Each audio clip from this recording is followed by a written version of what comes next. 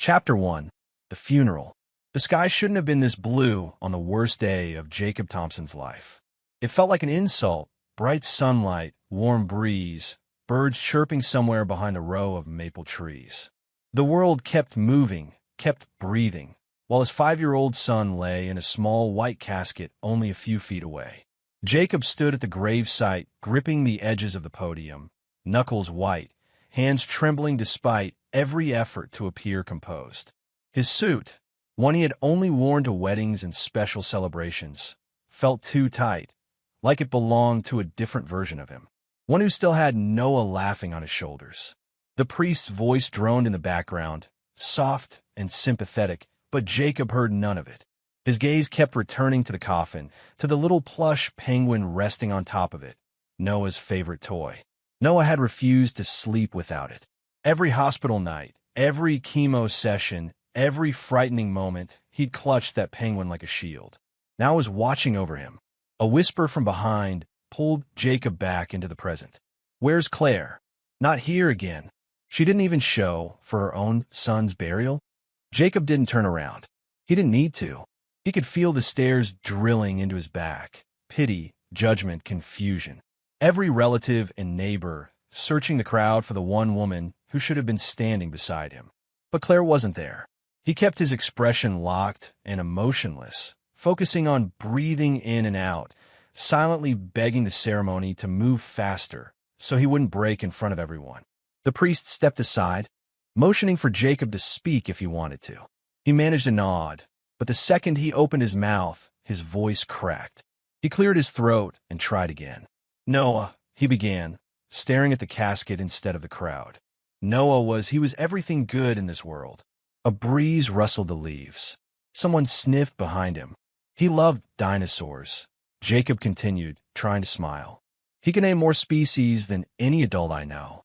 He wanted to be a paleontologist or a firefighter, depending on the day. A few guests chuckled softly. "He was brave," Jacob said, his voice lowering. "Braver than I ever could be." Through everything, he never stopped smiling. His throat tightened. Words tangled in his chest. He rested a hand on the podium, trying to steady himself. "I'm proud of him," he whispered. "So proud." He stepped back quickly before his emotions betrayed him. The priest resumed the service. Jacob tried to focus. He tried to listen, but his phone buzzed in his pocket. He ignored it. Then it buzzed again, and again. 3 vibrations. Then silence. No one reached out today except family, and family knew better, which meant Jacob slowly slipped his hand into his pocket. He didn't want to look. He knew he shouldn't look. Not here. Not now. But something compelled him. He turned slightly away from the crowd, shielding the screen. The first message wasn't a message at all. It was a photo. No name. Just an unknown number. Jacob's thumb hovered over it, pulse thudding in his ears. He tapped, and his world split open. The image filled the screen. Claire, his wife, wearing oversized sunglasses, lying in a poolside cabana, holding a bright pink cocktail. Her hair loose, her smile wide, and beside her, leaning over her shoulder with his arm casually draped around her waist, was a younger man Jacob had never seen before. Shirtless, tanned, laughing into her neck. Behind them, unmistakable even through the distorted lens of the selfie. Hawaii, the pristine turquoise pool, the palm trees, the resort-branded towel. Jacob's breath hitched. For a moment, his knees actually buckled, and he had to grip a nearby, folding chair to steady himself. The edges of his vision darkened as a knot of nausea twisted in his stomach. No, this couldn't be. A whisper of disbelief escaped him. What the hell? He stared harder at the photo, at Claire's relaxed posture, at her expression that screamed she hadn't thought about him, or Noah, for a single second. Not today. Not during the worst week of their lives. Another vibration. Jacob swiped. A text. From Claire. "Claire. Sorry, important business meeting." Business meeting. She was in a bikini, drinking a cocktail, pressed against a younger man in Hawaii, and she thought she could feed him the same excuse she'd given for days. A laugh escaped Jacob, a small, broken exhale that wasn't humor at all. He looked up at the guests, at the priest, now closing the ceremony with a blessing, at the coffin beginning its descent. Everyone assumed Claire was inside the church restroom, or parking, or delayed by traffic. No one imagined what Jacob now knew with absolute clarity. His chest tightened until he could barely breathe. He shoved the phone back into his pocket, forcing his expression blank again. He didn't have the luxury of falling apart. Not here. Not in front of Noah. Not on the last day he would ever stand next to his son on this earth. His heart was shattering into pieces, but he refused to cry. Not today. He kept his jaw clenched, eyes forward, hands folded in front of him as the final prayer washed over the cemetery. For Noah. Just for Noah.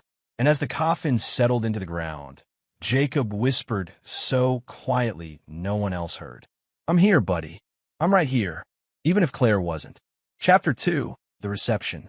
The house felt wrong the moment Jacob stepped inside. Too quiet for a room full of people. Too heavy, like grief clung to every wall, every piece of furniture, every memory he and Noah once made here. Plates clinked gently in the dining room, and murmured condolences drifted through the air like background noise. Someone was crying softly in the kitchen. Someone else whispered the kind of sympathetic words that felt more like a ritual than comfort. Jacob loosened his tie as he walked through the hallway, feeling the stiffness in his shoulders deepen. The suit was suffocating. The air felt thick. His chest felt even thicker. He hadn't touched food at the reception table. People kept offering him plates, sandwiches, pastries, bowls of soup, but everything tasted like ash in the back of his throat. Jacob, sweetheart, an aunt said, placing a gentle hand on his arm. If you need anything, I'm fine, he murmured, stepping past her before she could finish. He wasn't, but he didn't want to talk, didn't want to answer questions, didn't want to hear the pity in everyone's voice. The only thing worse than pity was the judgment. And judgment entered the house the moment Diana and Howard did. Claire's parents moved through the crowd like royalty, their faces pulled tight with stress, superiority, and something else, annoyance. As if Noah's death, the funeral, Jacob's pain, were inconveniences. There he is, Diana said sharply, her heels clicking as she approached. Her pearl necklace shimmered under the chandelier. We've been looking everywhere for you. Jacob didn't need this. Not today. I'm just taking a moment. Well, someone needs to explain where Claire is, Howard said, adjusting his expensive watch. People are asking. Jacob inhaled slowly. I told you earlier. She said she had a meeting. On the day of her son's funeral? Diana scoffed, shaking her head dramatically. Don't be ridiculous, Jacob. You must have done something to drive her away. His jaw tightened. Excuse me? Diana leaned closer, voice lowering but no less sharp. Claire has been under pressure. You know that. Between Noah's illness and everything going on in your marriage. There was the subtle blame wrapped in fake sympathy. Howard nodded, as if confirming a business transaction. She's always been the responsible one. We warned her you might not be able to handle things like an adult. Jacob's hands curled into fists at his sides. You're talking about your grandson's funeral, and our daughter's suffering. Diana snapped. Claire is heartbroken. She needed space. And clearly, you didn't provide it. Before Jacob could respond, his mother cut through the conversation like a blade. That is enough. All three turned. Jacob's mother stepped forward, tiny but fierce, her eyes bright with both rage and grief. Her hands were trembling, but her voice wasn't. How dare you lecture my son on today, of all days, she demanded. Your daughter abandoned her child's funeral, abandoned her husband, and instead of shame, you have the nerve, the absolute nerve, to blame Jacob? Diana's mouth opened, stunned. Jacob's mother wasn't finished. Jacob was there every night, every hospital visit, every emergency. While Claire was off, she stopped herself just in time, swallowing the next words. Jacob felt the weight of that pause. His mother didn't know the full truth about Hawaii, the affair, but even without it, she knew enough. Diana stepped back, as if slapped. Howard tried to regain control. This isn't productive, he said stiffly. We're all grieving. Some more sincerely than others, Jacob's mother muttered. Jacob closed his eyes briefly. The tension in the room had doubled, and guests were beginning to glance over, sensing the confrontation. He didn't want a scene. Not today. Not when he could barely hold himself together.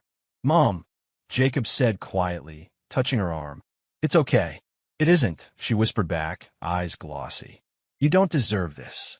But he didn't have the strength to stand in that conversation another second. He gave her a soft nod of gratitude, then stepped away from all of them. Diana's glare, Howard's disapproval, the murmuring relatives, the suffocating sympathy. He slipped down the hallway and pushed open the door to his study. Silence washed over him. Heavy, empty, but better than the noise outside. He sat at his desk, elbows on his knees, hands covering his face. The room smelled faintly of old books and the cedar polish he used to clean Noah's toy shelf.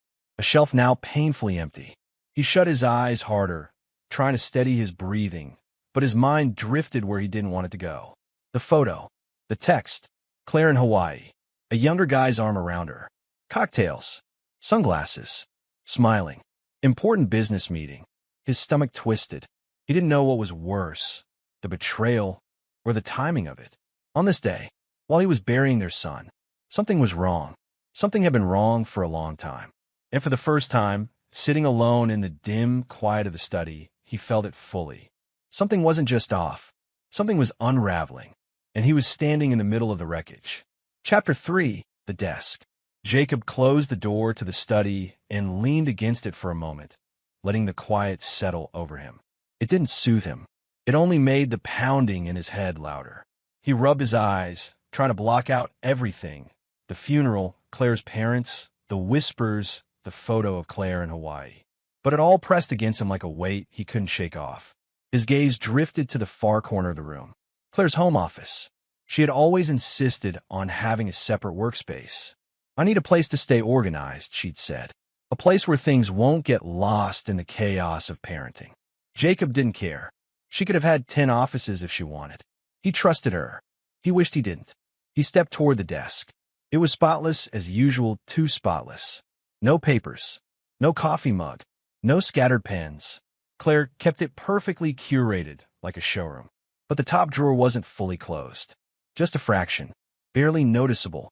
Jacob stared at it for a long few seconds, debating whether he should open it. Then he heard his mother's voice faintly down the hall, speaking to someone, and a wave of pressure washed over him again. Grief, confusion, betrayal. He needed answers. Something, anything that made sense. He pulled the drawer open. Inside was a small stack of folders, each neatly labeled in Claire's handwriting. Bills, insurance, medical, household, taxes. He hesitated, then pulled out the insurance folder. The first page made his stomach clench. Life insurance policy, primary insured. Noah Thompson. Coverage, $1 million. Beneficiary, Claire Thompson. A cold, disbelieving chill ran through him. "No," Jacob whispered, barely able to breathe. "No, this has to be wrong." He scanned the page again, blinking rapidly. The numbers didn't change. The name didn't change. The date didn't change. The policy had been taken out shortly after Noah's diagnosis. The timing hit him like a punch. He flipped the page, his hands shaking so hard the paper crackled. There was a second document, a beneficiary update form dated only 3 months earlier. Jacob's name had been crossed out. A single bold name replaced his. Claire Thompson, sole beneficiary. He heard a ringing in his ears. Why? Why would she? He couldn't even finish the sentence. He turned the next page. Loan history. Lines and lines of transactions. Policy loan, $20,000 policy loan, $12,500 policy loan, $8,000 policy loan, $15,000. He flipped faster now, panic clawing up his chest. The deeper he went, the more the numbers mounted. Claire had borrowed thousands, tens of thousands, against their dead son's insurance policy. Each loan stamped with a date while Noah was still in the hospital. "No," Jacob whispered again, voice cracking. "This can't be real. She wouldn't do this." His fingers fumbled toward another folder, bank statements. If the first folder cracked something inside him, this one shattered it. The statements were printed, highlighted, tagged with sticky notes. Claire never tagged anything unless she wanted to remember it. The earliest statement showed normal household expenses, groceries, utilities, medical bills. But then the transactions changed. Hotels, flights, luxury restaurants, a resort in Maui, a spa in Honolulu, 2 first-class tickets to Honolulu International Airport. Jacob stared at the paper until the numbers blurred. His throat tightened with something he couldn't swallow. Claire hadn't just been escaping.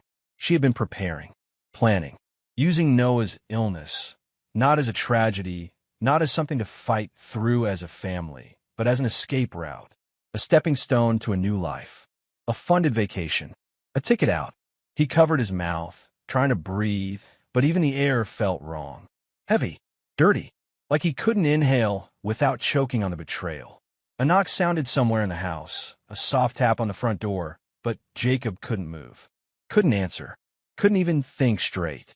He slammed the folder shut and pressed his palms against the desk, bowing his head. His voice trembled as he whispered, "How could you do this, Claire? How could you do this to him?" Noah's smile flickered in his mind. The way he'd giggled when Jacob pretended to be a dinosaur. The way he'd squeezed Jacob's fingers during chemo. The way he'd whispered, "Daddy, don't cry. I'm okay." Jacob had promised he'd protect him, that he'd keep the family together, that he'd stand by him. He thought Claire had made the same promise. But here, in her manicured office, buried beneath neat folders and labeled drawers, was the truth Jacob never imagined he'd uncover.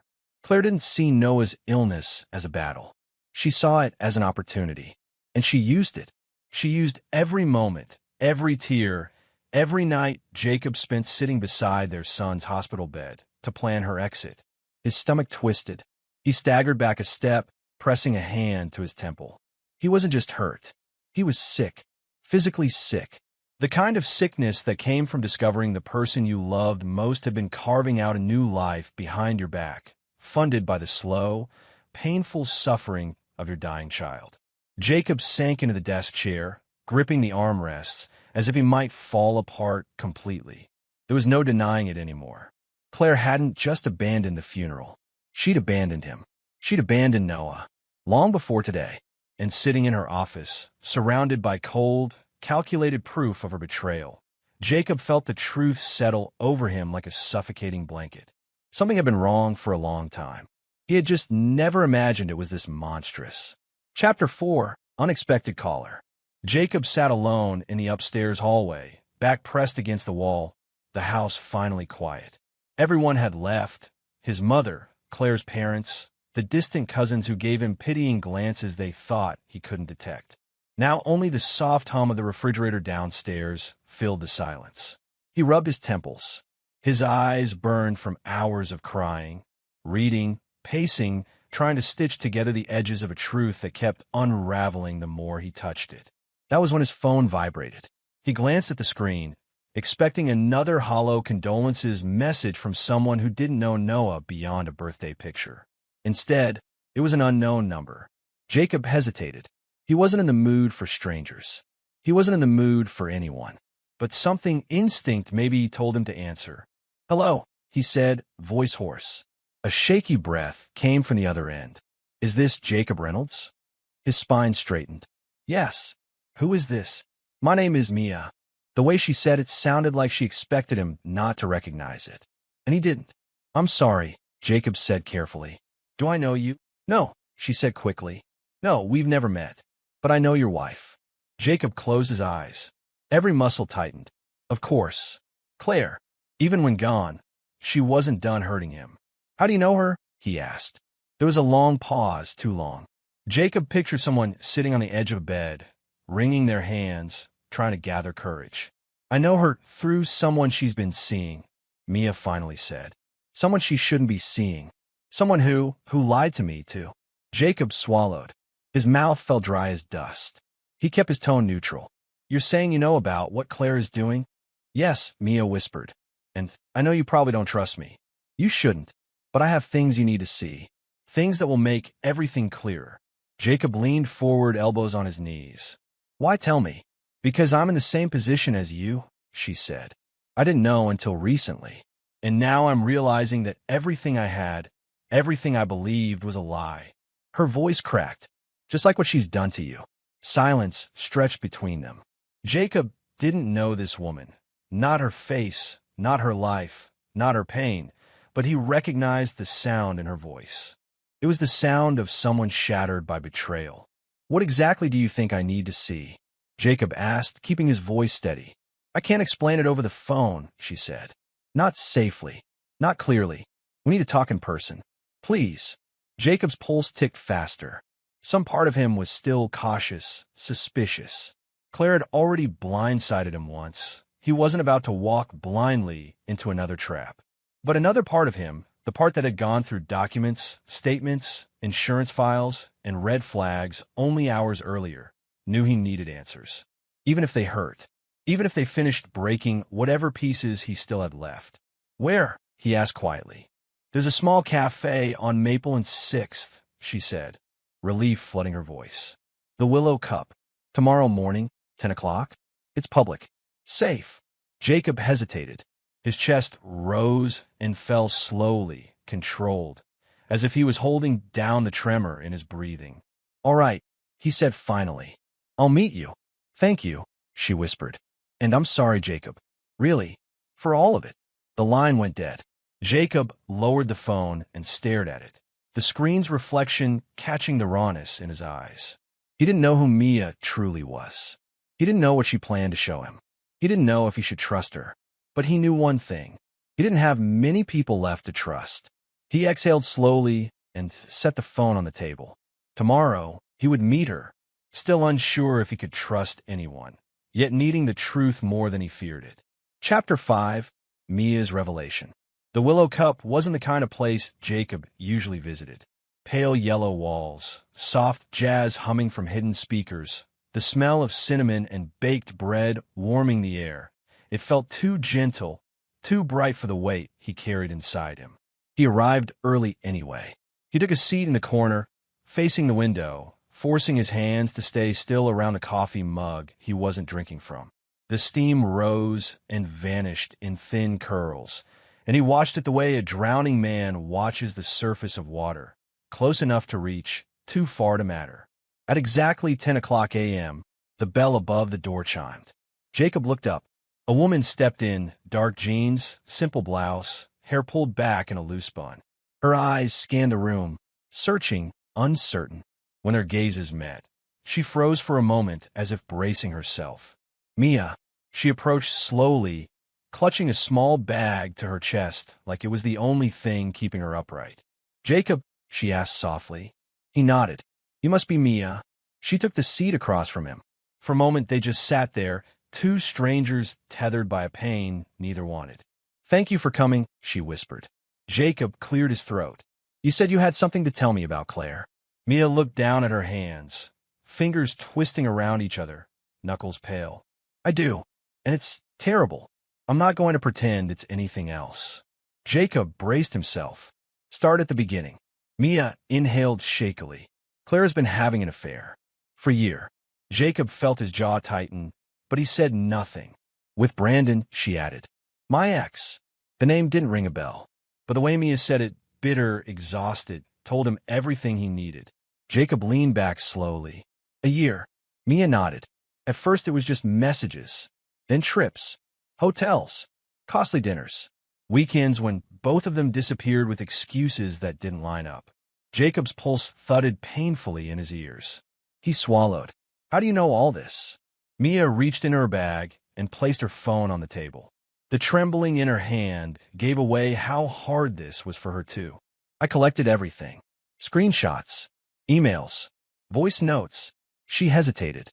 "Your wife." She wasn't discreet. Jacob narrowed his eyes. "Show me." She opened her phone, and the world shifted. Message threads. Dozens. Claire's name at the top of each one. Jacob forced himself to read. "Claire. Tell him you're working late again. He buys anything you say." "Brandon. Mio, he sounds pathetic." "Claire. He is. He's just there. Existing. I can't wait until we're done with all this." Jacob's stomach twisted, but Mia swiped again before he could get lost in the pain. Another message thread. A video thumbnail. Claire laughing. Sunlight. Palm trees behind her. She held a cocktail and said to the camera, Poor Jacob, drowning in bills, stress, and that kid's endless doctor visits. Meanwhile, I'm out here in paradise. Jacob's throat tightened so sharply it hurt. He looked away, blinking hard. I'm sorry, Mia whispered. I know it's a lot. He exhaled slowly. Keep going. Mia nodded, swiping again. About 3 months ago, she said, Claire made Brandon a promise. If Noah's insurance policy paid out, she'd give him half. She paused to let the words sink in. Jacob stared at her. What did you say? Mia swallowed. Half of it. 500,000. She said they'd use it as the down payment for their dream house. The cafe buzzed faintly around them, cups clinking, conversations murmuring, but Jacob felt as if the entire room had fallen silent. His voice lowered. How do you know that? Mia pulled out a folded sheet from her bag. Because I found this. She placed it gently on the table. A printed listing. A house. In Maui. For bedrooms. Ocean view. Early buyer incentives circled in blue ink. And on the side, in familiar handwriting, our forever place. Once everything is over. Jacob stared at the handwriting, his chest burning. Mia continued softly. They flew there last month to tour homes together. Claire used a business trip as the excuse. He remembered that trip. Noah had been in the hospital at the time. Claire said she couldn't get out of an important conference. His vision blurred with rage he hadn't let himself feel until now. This isn't even the worst part, Mia whispered, voice trembling. She reached again in her bag and pulled out a thick white envelope. She slid it across the table toward him. Jacob stared at it but didn't touch it. What's inside? He asked. Proof, she said. Bank transfers. Screenshots of their private accounts. The flight plans. Plans they made behind both our backs. Jacob picked up the envelope slowly, like it was dynamite. He opened it. Pictures. Statements. Transactions. Dates lining up with hospital stays, with Noah's worst days, with times Jacob had held his son alone, while Claire was supposedly working late. The air felt colder. Mia's voice softened with sympathy. I know you're hurting. I know you feel like someone ripped out the ground beneath you. I felt the same when I learned Brandon used me. Jacob closed the envelope with a steady hand. But his eyes were no longer soft, no longer grieving. Something new formed there. Something harder, sharper, colder. Resolve. Mia watched the change and nodded. I just thought you deserved the truth, she whispered. Jacob set the envelope down carefully, like it was a weapon he wasn't ready to use yet. Thank you, he said quietly, but there was nothing gentle in his tone anymore. His devastation wasn't devastation now. It was direction. It was purpose. It was resolve turning to steel. Chapter 6, The Parents' Plot. The house was quiet that evening.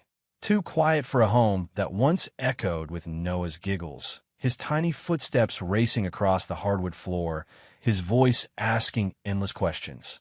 Now, those memories just pressed down on the walls like ghosts. Jacob sat alone in the dim living room, the envelope from Mia still on the coffee table, its contents neatly reorganized but far from forgotten. His pulse hadn't slowed since the meeting.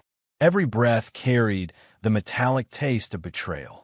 He rubbed his temples, trying to breathe normally, when he heard footsteps, soft, familiar. Jake, his mother called gently. Are you awake? He straightened. Yeah, Mom. Come in. Grace Carter stepped into the room, her gray hair tied back, eyes swollen from grief and exhaustion. She looked older these days. Noah's death had hit her hard. But tonight, she looked uneasy, like she'd been holding something in for too long. She sat beside him. There's something I need to tell you. Jacob turned toward her, wary. What's wrong? She hesitated, wringing her hands. It's about Diana. Jacob's jaw tightened instantly. Claire's mother. What about her? He asked. Grace inhaled shakily. She's been coming here. A lot. For months now, actually. Jacob frowned. Coming here? Why? I barely saw her unless Claire was around. His mother nodded. Exactly. She came when you weren't home. Always with papers. Always pushing for signatures. And every time I question her, she said it was something about your father's medical records, or insurance, or power of attorney updates. Jacob's heart thudded. Mom, what did she have you sign? Grace looked sick. Nothing. I refused. She got irritated, said I was being dramatic. But, Jacob, she kept insisting you had authorized it. A cold wave shot down his spine. My father can't sign anything, Jacob said slowly. His dementia won't even allow him to understand what day it is, let alone documents. Grace squeezed his hand. That's why I felt uneasy. Something felt wrong. And when she came last week, she seemed desperate, nervous. She even said Claire would just get it done another way. Jacob rose to his feet. What way? Grace looked at him with sorrow. I don't know, but Jacob already did. He stormed toward his father's study, now mostly untouched since his decline, and flicked on the desk lamp. The drawers still smelled faintly of old leather and cologne. There were stacks of old tax documents, certificates, and yellowing letters. Then he found something out of place. A crisp folder labeled Property Transfer Authorization. Jacob felt his stomach drop. He flipped it open. His father's signature, messy and jagged, but forged. Badly forged. His breath hitched. Inside were transfer papers, his family home, the one his father built with his own hands 30 years ago. The home Jacob grew up in. The place Noah had spent every Christmas. Transferred to Diana Thompson. Jacob felt his vision blur with rage. What the hell? He grabbed the papers and kept digging. More files. More documents notarized without any real notary stamp. Old email printouts clipped at the back.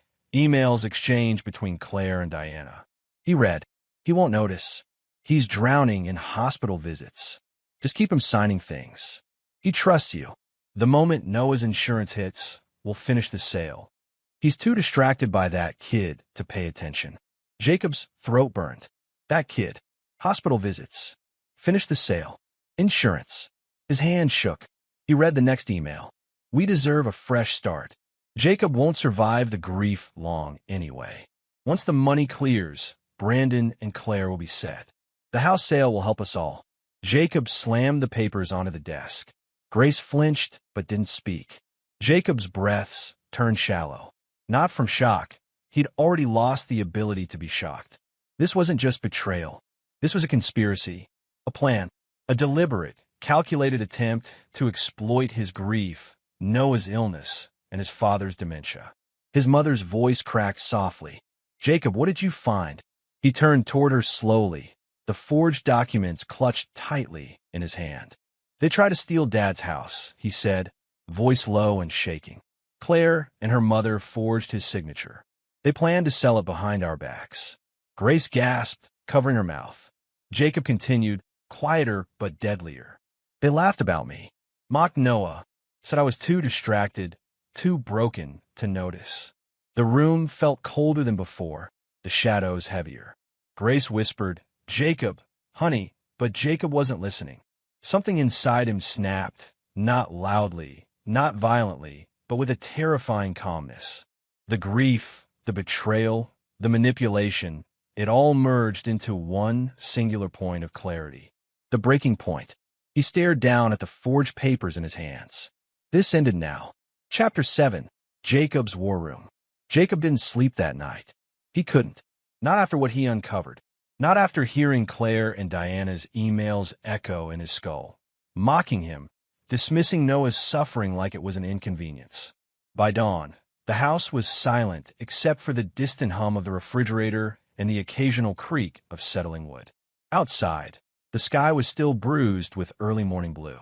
Inside, Jacob moved with a steadiness that felt unnatural even to him. He had a mission now.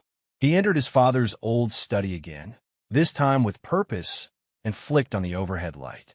The space was timeless, everything still arranged the way his father used to keep it.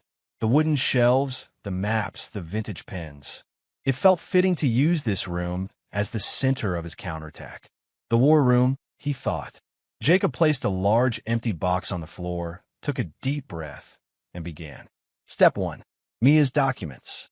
He opened the envelope Mia had given him. One by one, he spread the contents across the desk like puzzle pieces.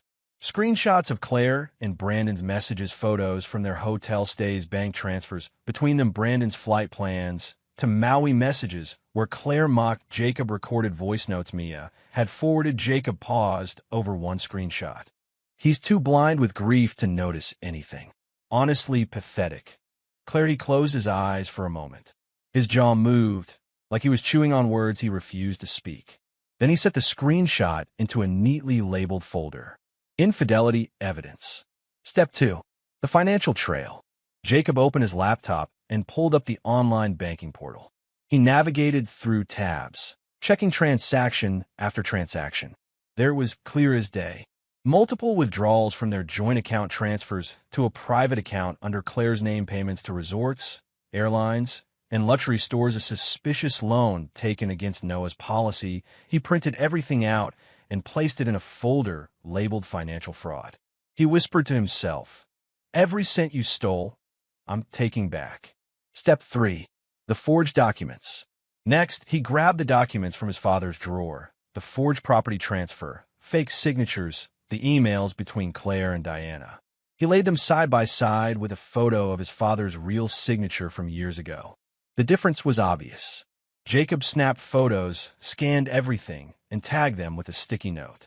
Criminal forgery, elder exploitation. His hands were steady now. No shaking, no hesitation, just purpose. Step 4. Audio messages. He connected his phone to the computer and opened the voice recordings Mia had sent.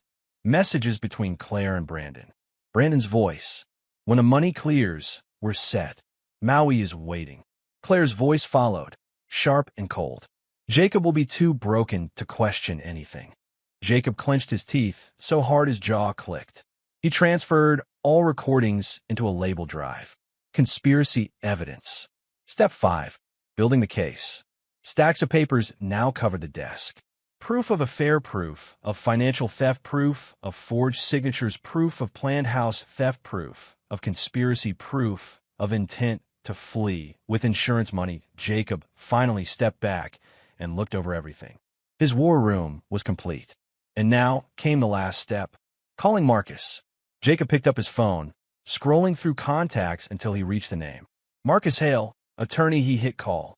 The line rang once, twice. Then Jake. Marcus answered, voice groggy. "It's barely 6 in the morning. You all right?" "No," Jacob said bluntly. "But I need your help." Marcus sat up. He could hear it in the shift of his tone. "What happened?" "I have evidence," Jacob said. "A lot of it. Fraud, forgery, theft. Claire and her parents tried to take my father's house. She's been siphoning money. He stopped, swallowing a tremor. "She took out $1 million policy on Noah and removed me from it." Marcus exhaled sharply. "Jesus Christ, Jake, I need injunctions," Jacob continued. "I need accounts frozen. I need everything secured before she comes back from Hawaii." Marcus didn't hesitate now. "Send me everything," he said. "All documents, all recordings. I'll start drafting motions immediately. You're not alone in this." Jacob nodded, relieved but still burning inside. "Thank you," he whispered. "Jake."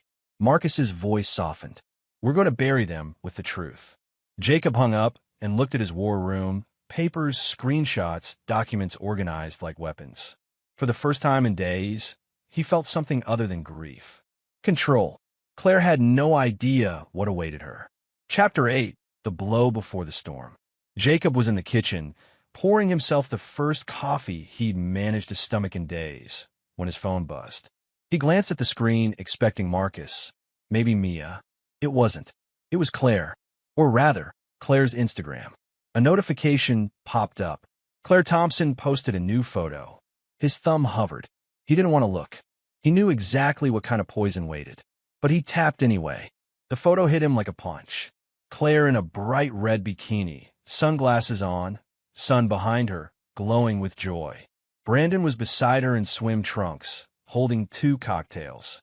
His hand was on her waist. Her smile was blinding. The caption read, "Finding peace again, red heart, Hawaii heals." Jacob stared at the screen, numb. Peace. Peace. Their son had been buried 2 days ago. His breath tightened, a raw ache blooming in his ribs. He set the phone down, gripping the edge of the counter until his knuckles whitened. Another buzz. This time it was a text. From Diana. He almost didn't open it. But curiosity and dread twisted together, pushing him to swipe. Her message read, "If you had been a better husband, Claire wouldn't need to run away from all this. You pushed her to this breaking point. You drove her away." Jacob's jaw clenched so hard he tasted blood. Another message followed immediately. Try taking responsibility for once in your life. He slammed the phone face down on the counter. The audacity, blaming him while their daughter sipped mojitos with her lover, celebrating freedom while Noah lay beneath fresh soil. He paced the kitchen, hands shaking with a fury he could no longer contain. He grabbed his phone again, not to reply, but because it buzzed once more. This time, it was Marcus. Jacob answered immediately. "Tell me you have something," he said. "I have more than something," Marcus replied. Papers rustled in the background. The Forge house transfer. The sale is scheduled for tomorrow morning at 10. They're planning to finalize it before Claire even gets back. Jacob stopped pacing. Tomorrow? Yes. They fast-tracked it. I don't know who Diana bribed, but they're pushing it through illegally. Jacob's pulse quickened with cold precision. Then tomorrow, he said, we stop them. Marcus exhaled. I'll be there.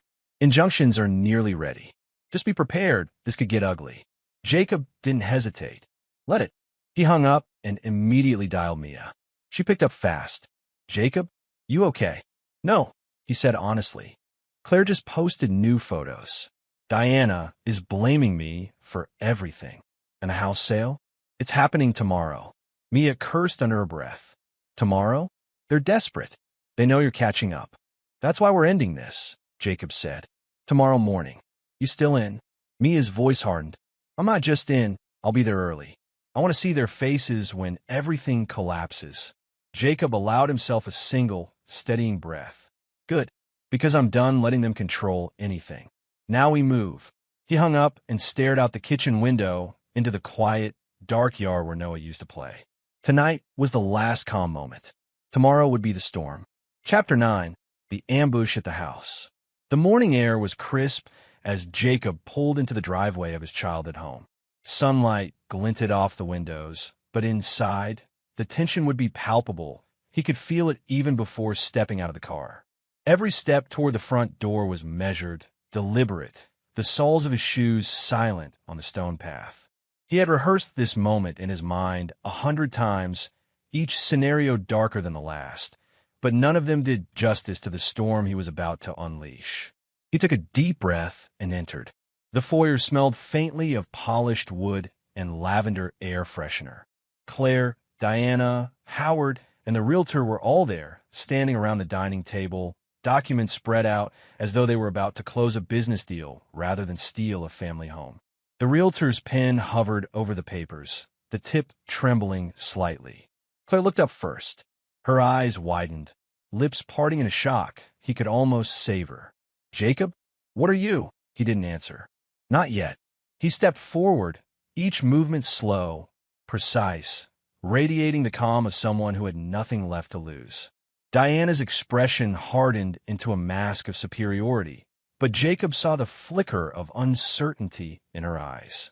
Howard's jaw tightened, but he said nothing. The realtor, pale and twitching, looked ready to bolt. Jacob finally spoke, voice low and steady. I think it's time we go through a few documents together.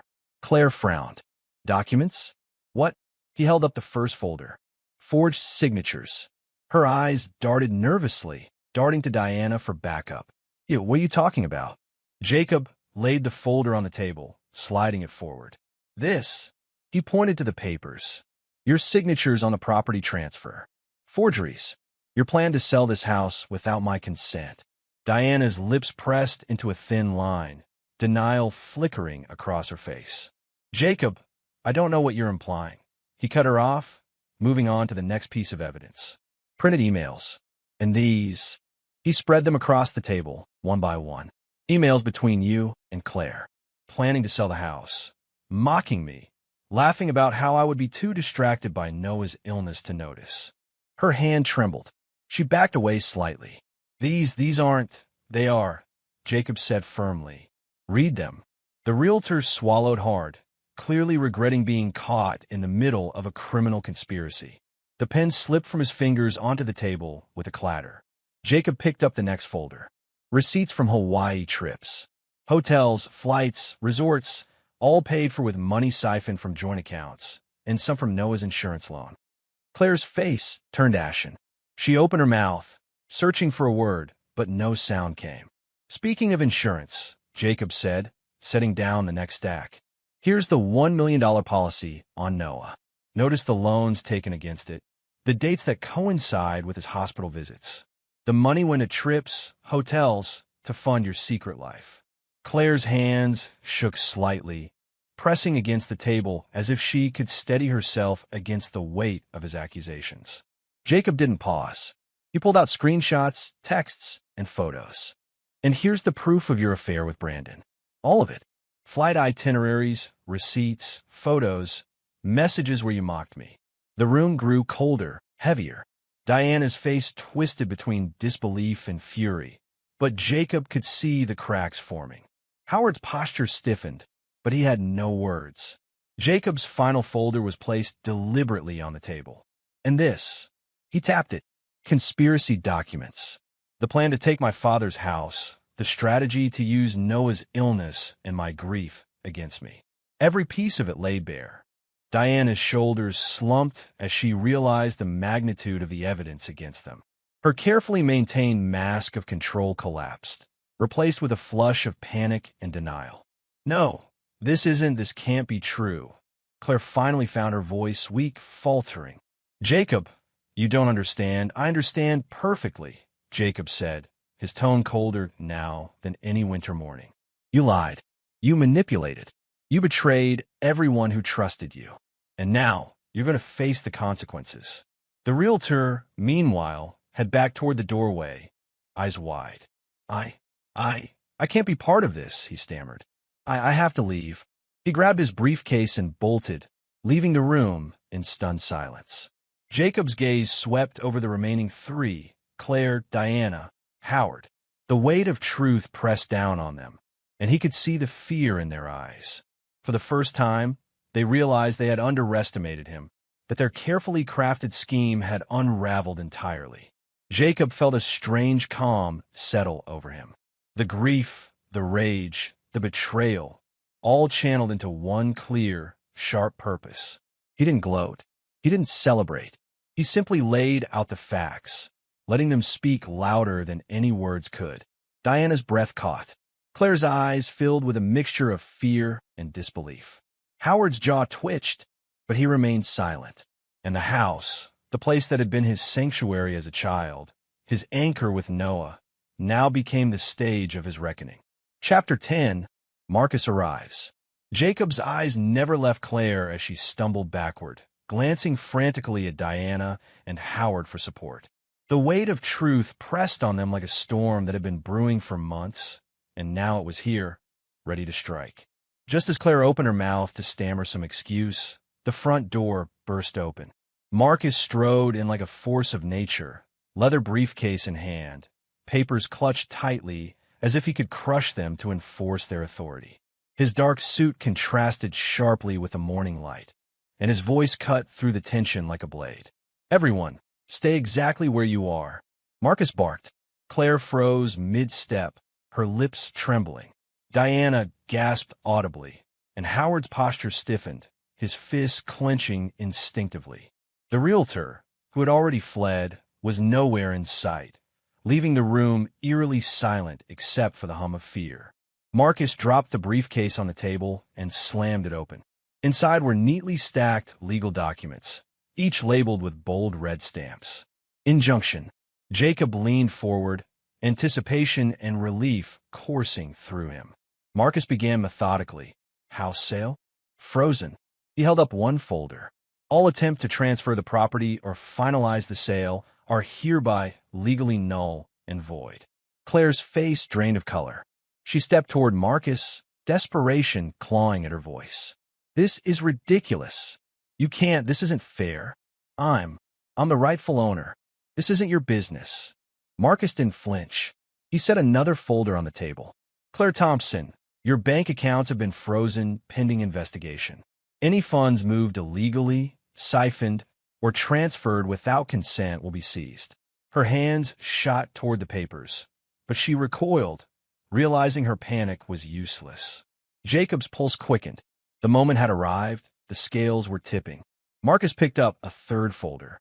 And regarding the $1 million life insurance payout for Noah Thompson, frozen as well. No withdrawals, no transfers, until the court rules on proper allocation. Claire's lips trembled. No, this is insane. You can't, nobody, this isn't fair. Howard, you have to. Howard stepped forward, chest puffed out, attempting intimidation. Jacob, listen to me. You don't know what you're doing. You're making a huge mistake, messing with family. Marcus' gaze snapped to Howard, cold and precise. Sit down. Now, or I call security. Howard froze, blinking in disbelief. Marcus didn't smile. His presence alone was a barrier, a wall of authority no amount of bluster could pierce. Slowly, Howard sank back into a chair, the fight leaving his posture, replaced by uncertainty. Jacob felt a surge of satisfaction, tempered with exhaustion. The room had shifted. The power balance had turned completely. Then the phone on the side table buzzed. Claire's expression shifted from panic to fury. She snatched it up. It's Brandon, she hissed under her breath.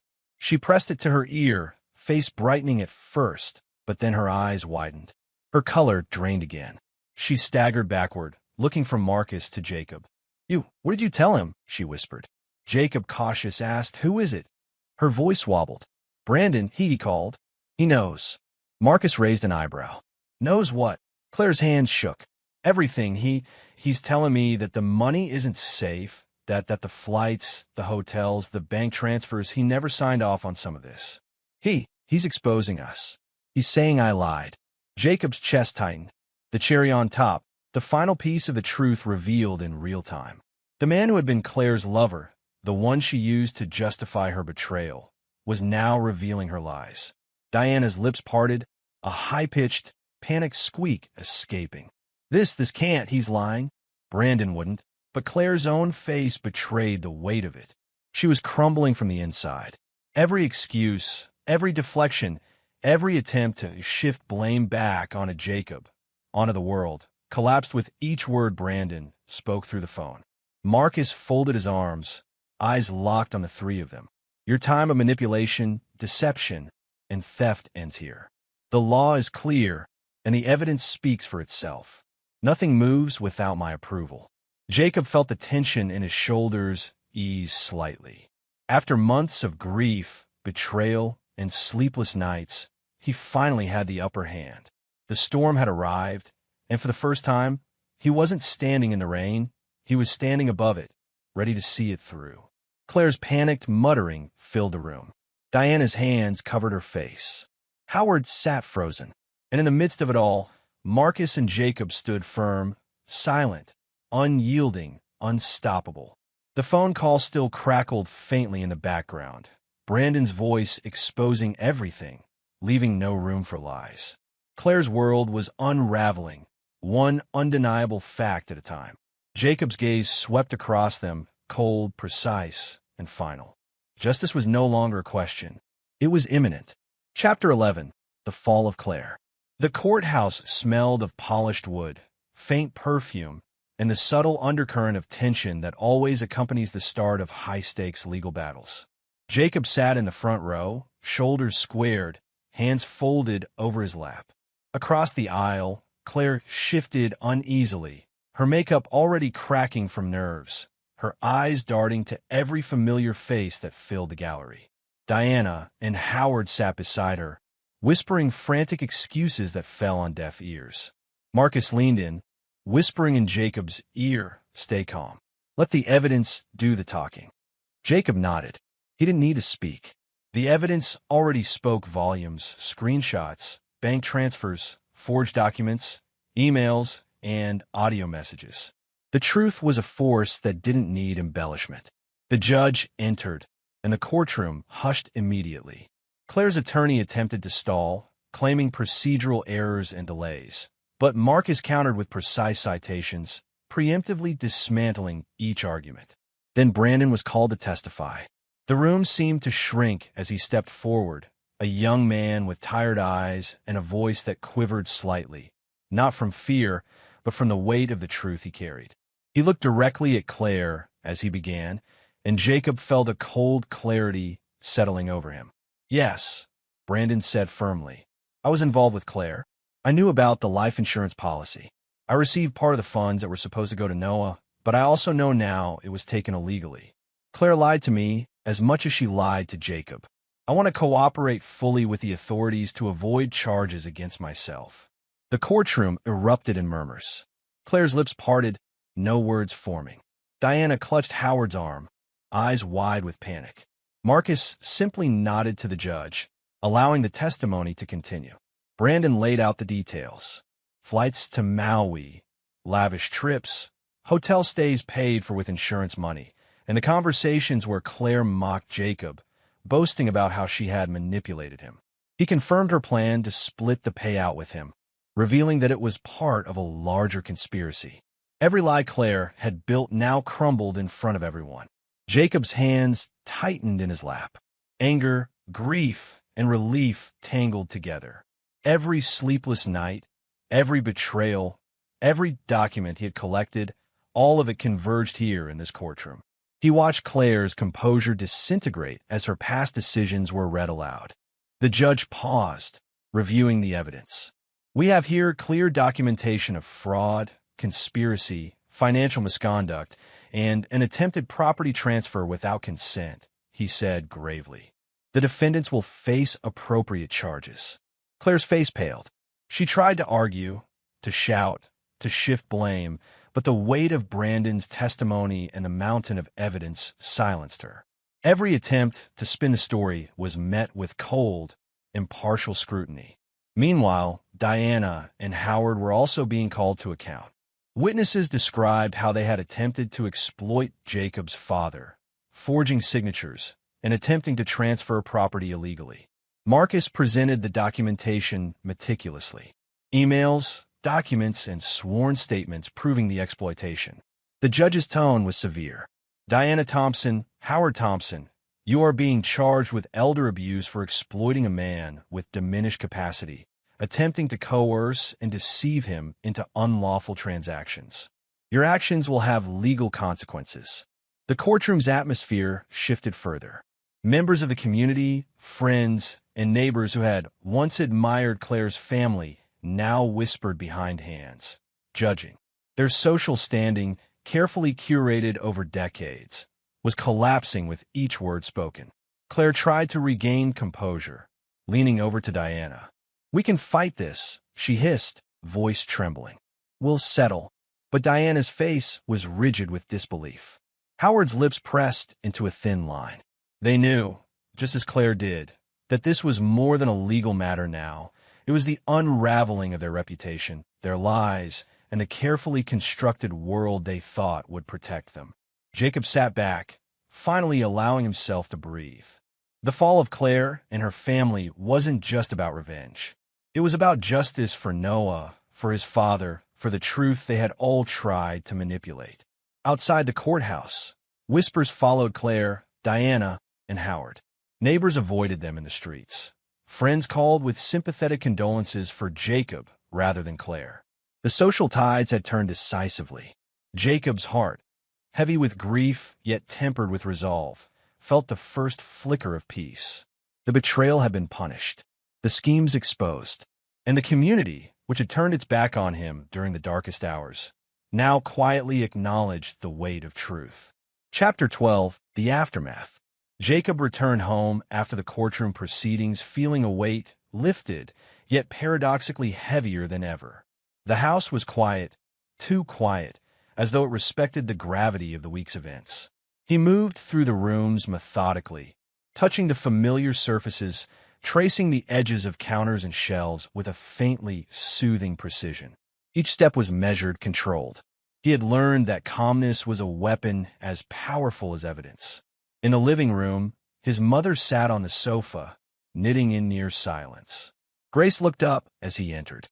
"It's over, isn't it?" she asked softly. Her voice trembled, but there was a hope there, fragile but real. Jacob didn't answer immediately. He set his briefcase on the coffee table and opened it, sorting through files and notes from the past few weeks. There were letters from investigators, forensic accounting reports, police confirmations, all documenting Claire's systematic exploitation. "Jake," Grace's voice was gentle. You don't have to go through this alone. He looked at her and nodded slightly. I know, but it has to be done right. Everything. The phone rang. Jacob ignored it, letting it ring into voicemail. He needed to focus. His legal team, Marcus and Mia, had been relentless in the background, and now the final phase was unfolding. Investigators had completed their reports, and the conclusions were damning. Claire had siphoned money from the family accounts, taken out loans against Noah's life insurance policy, and used the funds to finance vacations, luxury resorts, and Brandon's lifestyle. Each transaction was documented with timestamps, locations, and bank confirmations. Marcus had delivered the news personally earlier that morning. Jacob, he had said, the court is ready to freeze every account Claire has access to. No more withdrawals. No more assets. She cannot touch a single dollar until further orders. Jacob had listened silently, his eyes scanning the neat rows of evidence Marcus had laid out. His jaw was tight, hands clasped over each other. Good, he had said simply. Everything must be controlled. No loopholes. By mid-afternoon, the court had formally issued the injunctions. Claire's bank accounts were frozen, her access to Noah's insurance funds completely blocked, and all property documents restored to Jacob's full control. The judge's wording left no room for manipulation. The defendant, Claire Thompson, is hereby prohibited from accessing, transferring, or encumbering any assets previously held jointly or individually within the jurisdiction. All family property remains under the full control and stewardship of Jacob Thompson, pending further investigation. Jacob reviewed the documents one final time before sealing them in a folder labeled Final Control. The relief that should have been sweet was tempered by exhaustion.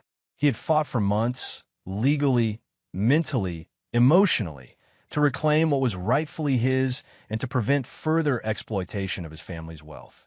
Grace entered the study quietly, placing a hand on his shoulder. You've done more than anyone could expect, she said. For Noah, for this family, for yourself. Jacob exhaled slowly. It's not over emotionally, he admitted, but legally it is. No one can touch what belongs to us again. Not Claire, not her parents, not anyone. He thought of Noah, imagining the boy's small hands grasping his fingers, his laughter echoing through the halls. The ache of loss was still raw, but Jacob realized that for the first time since the funeral, he had reclaimed a measure of control.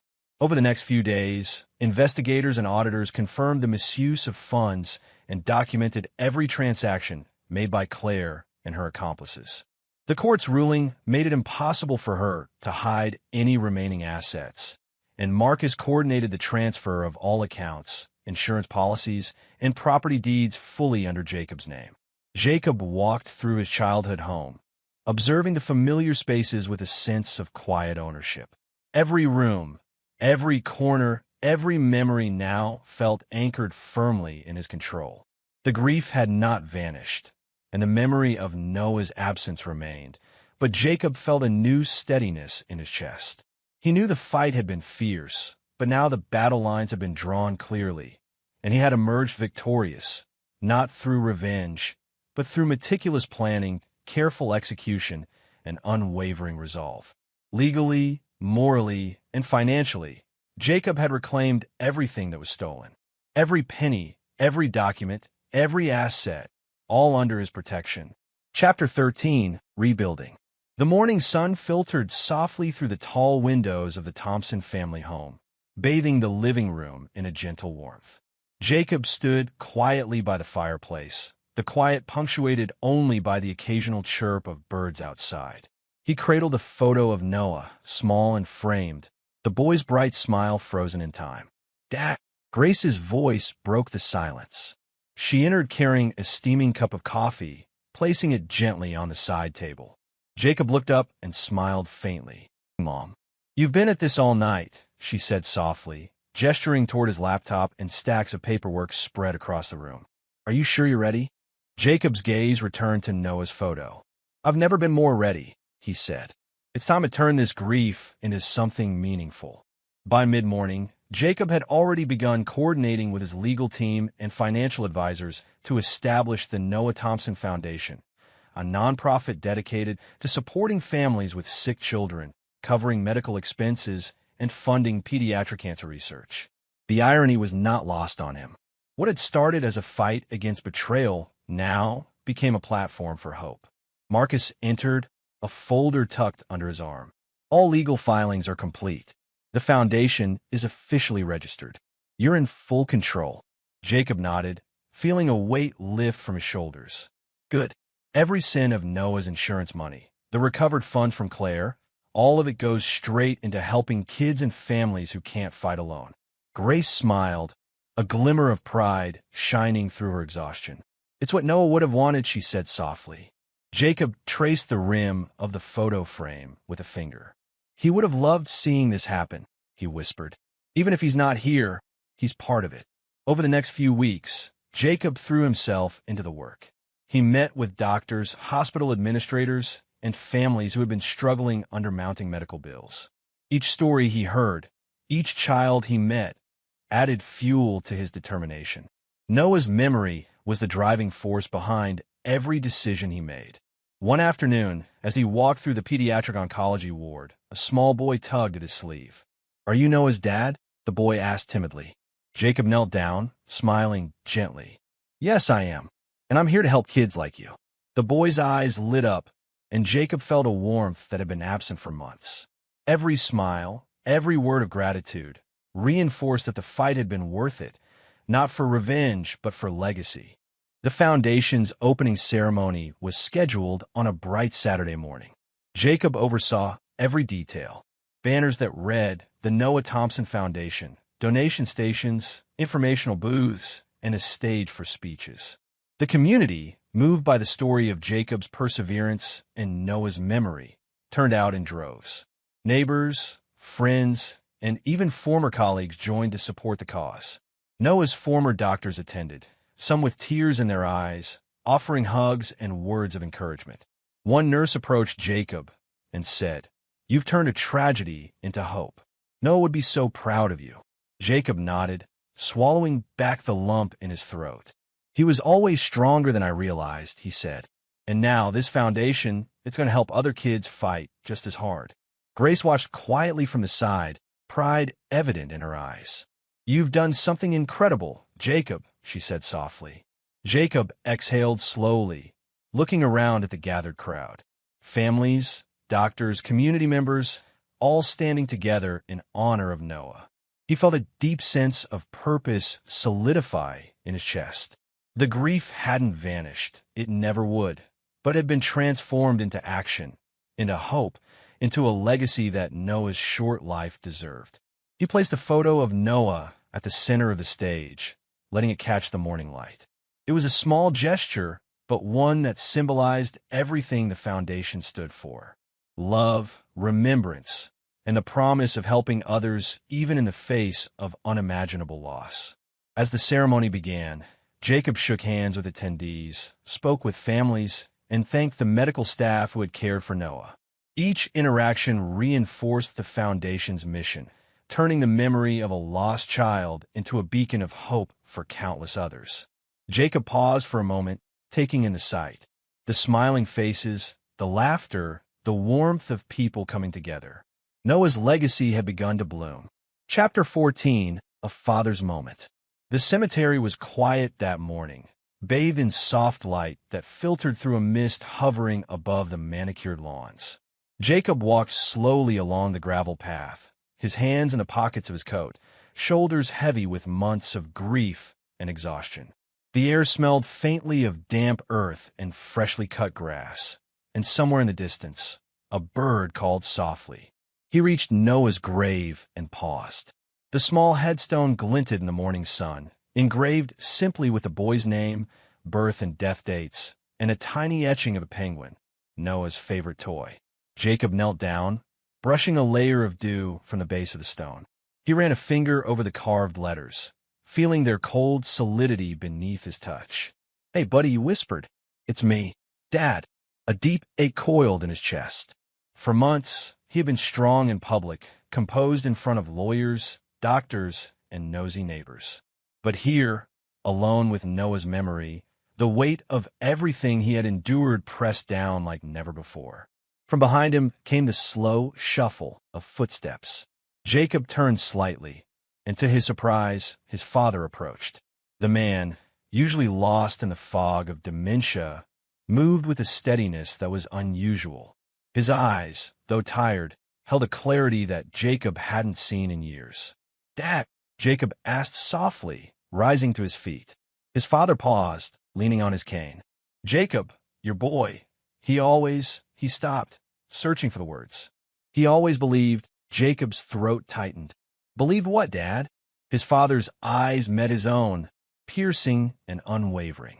"He always believed you were the strongest man in the world." The words hit Jacob with the force of a tidal wave. He stumbled backward slightly, gripping the edge of the grave's small stone border for support. Tears welled in his eyes, tears he had held back for weeks, months even. The grief, the anger, the betrayal, and the relentless weight of loss all collided at once. Jacob sank to his knees beside the grave, burying his face in his hands. The world seemed to fade away, the wind rustling through the trees, the soft coo of distant pigeons, even the sun overhead, all faded. There was only Noah, only the echo of the little boy's laughter, and only the truth of his father's words. His father shuffled closer, leaning on his cane, his voice quiet but steady. "Jacob, you did everything right. He knew it. He loved you for it." Jacob looked up, seeing his father's face etched with age, but illuminated by an unexpected clarity. I tried," he whispered, his voice breaking. "I failed him in some ways. I couldn't stop the pain. I couldn't—" "You never failed him," his father interrupted firmly. "You gave him love, more than anyone else could. That makes you stronger than anyone I've ever known." Jacob's tears fell freely now, rolling down his cheeks, hot and unrelenting. For the first time since the funeral, he let himself collapse under the weight of sorrow, letting the grief he had held at bay for months finally pour out. He felt the soft press of a hand on his shoulder. His father's presence was steady, comforting, a silent anchor in the storm of his emotions. Jacob whispered, "I miss him so much, Dad, every single day." His father nodded slowly. "We all do, son, but he's part of you always. And part of him lives in every choice you make, every act of love, every step you take forward." A sudden flutter drew Jacob's attention. A delicate orange and black butterfly had landed gently on Noah's headstone, its wings lifting and falling softly in a morning breeze. Jacob leaned forward, a faint smile breaking through the tears. "Look at that," he said, his voice trembling. "He's here. In some way, he's still here." His father nodded. "He's always been with you, stronger than you know." Jacob's gaze lingered on the butterfly, on the headstone, on the small, tangible symbols of Noah's life and love. He breathed in slowly, feeling a strange mixture of sorrow and peace settling in his chest. The grief remained, but it was softened now by memory, by love, and by the realization that Noah's belief in him had never wavered. Jacob straightened, taking one last long look at the headstone. "I love you, Noah," he whispered, his voice steadying. "I'll carry you with me, always." The butterfly shifted slightly on the stone, wings catching the sun, and for a moment, Jacob imagined it as a tiny messenger, a sign that even in loss, life, love, and hope endure. Chapter 15, Closure. Jacob sat in the quiet of his study, the soft afternoon light spilling across the polished wooden desk. Around him, stacks of documents lay neatly organized, court orders, bank confirmations, property deeds, and final legal statements. Everything that had been stolen, manipulated, or threatened was now accounted for, secured, and under his control. The weight that had pressed down on him for months was finally lifting, replaced by a cautious, hard-earned calm. The phone buzzed. Jacob looked down to see Marcus calling. He answered immediately, eager for news. "Jacob," Marcus said, voice calm but firm, "the court has finalized everything." Jacob exhaled, letting some tension escape. "Everything?" Marcus chuckled lightly. "Yes, all property is restored to your name. Claire's charges are officially filed. Fraud, conspiracy, financial crimes, and attempted property theft. The insurance funds for Noah are protected. No one can touch a dime without judicial approval. A wave of relief washed over Jacob. Months of sleepless nights, painstaking documentation, and strategic planning had all led to this. That's good. Finally, it is, Marcus confirmed. You can finally move forward, knowing there's nothing left that can be taken from you or from Noah's memory. Jacob leaned back in his chair, closing his eyes briefly. For a moment, he let himself feel the enormity of it all. Every violation, every lie, every betrayal had been countered. The justice that had felt so distant during Noah's funeral, during Claire's betrayal, was now complete. He opened his eyes and glanced at the small framed photo of Noah on his desk. The boy's smile seemed to shine brighter than ever, a reminder of why he had fought so hard. "This is for you, buddy," Jacob whispered. "Every step, every fight, it was all for you." The room was silent for a few moments, the calm broken only by the soft ticking of the clock. Jacob opened his laptop, ready to file some final administrative tasks for the foundation and his personal affairs. As he did, an email notification popped up. The sender's name made him pause. Claire Thompson. He stared at it, heart tightening momentarily, the old wounds threatening to surface. He opened the subject line. "I'm sorry. Please forgive me." Jacob's eyes scanned the preview. Her words begged for understanding, for absolution, for a chance to explain herself. She painted herself as a victim, twisting her betrayal into a narrative of hardship and poor choices. He closed his eyes again, taking a deep, steadying breath. Months of hurt, grief, and fury had taught him something crucial. No explanation could erase what had been done. No apology could undo the years of deception, the exploitation of his son's life, or the financial and emotional damage she had caused. Jacob's fingers hovered over the keyboard. A part of him wanted to read it, just to measure the depth of her audacity. But he knew better. Reading her words would not bring closure. It would only reopen old wounds. Instead, he moved the cursor to the trash icon. A quiet, deliberate motion. No hesitation. No looking back. The email disappeared from his inbox in an instant, gone as if it had never existed. Jacob leaned back in his chair and exhaled, a small, victorious smile tugging at the corners of his mouth. He didn't need her forgiveness. He didn't need her explanations. He had already reclaimed his life, his assets, and his peace of mind.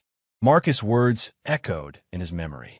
The court had restored everything, finalized Claire's charges, and protected Noah's legacy. That was enough. That was the closure Jacob had been waiting for.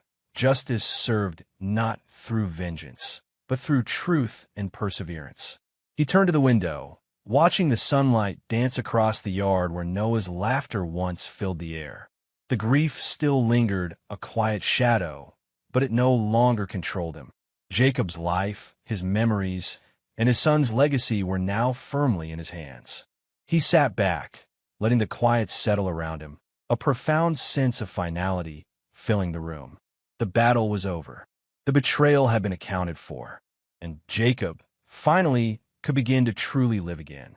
He reached for a notebook on his desk and began jotting down ideas for the foundation, for new ways to honor Noah's memory, for ways to help families who had faced what his family had endured. His resolve was steady, unshakable. The screen blinked once more with an empty inbox. The email from Claire was gone. The past, with all its pain and deceit, was finally behind him. Chapter 16, Moving Forward. The cemetery was quiet, bathed in the golden glow of late afternoon sunlight.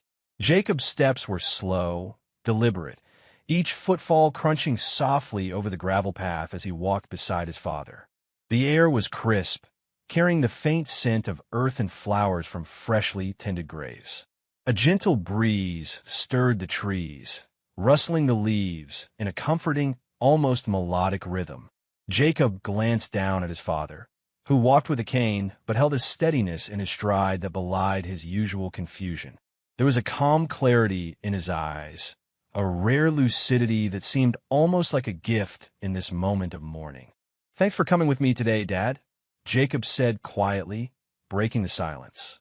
His father looked at him, pausing to straighten his grip on the cane. Wouldn't have missed it, Jacob. Your boy, he deserved to be remembered properly. Jacob nodded, feeling the weight of the last months pressing down, but also lifting slightly. The journey from grief to justice, from betrayal to reclamation, had been exhausting and brutal, but it had also been necessary.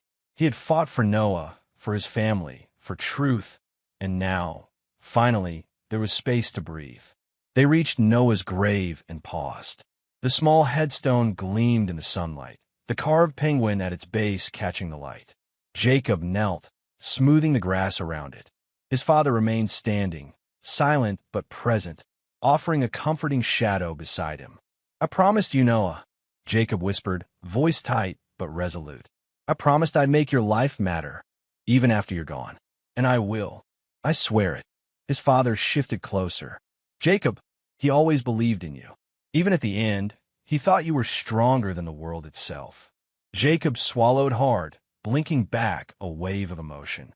"I'll live my life the way he'd be proud of," he said, his voice steadying as he allowed himself to fully feel the weight of those words.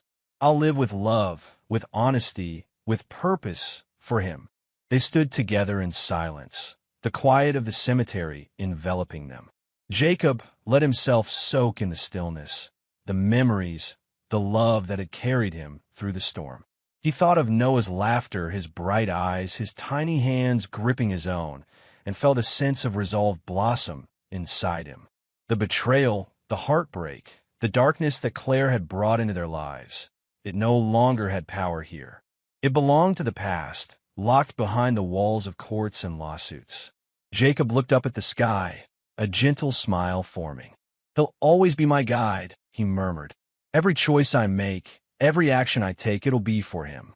His father nodded slowly, placing a hand on Jacob's shoulder. "And you'll do it well, son. You've learned what matters, and you've shown strength no one else could have. Noah knew it, and now the rest of the world will see it too." Jacob exhaled, feeling a sense of release he hadn't known in months. The anger, the grief, and the despair were still there, but they were tempered now by purpose, by hope, and by the unshakable love he carried for his son. He stood, brushing off his coat, and together, he and his father began walking back along the path, leaving behind the place of grief, but carrying with them the lessons and love it had taught. Jacob's steps were steadier now, more confident, each movement infused with the promise of living fully, with integrity and devotion.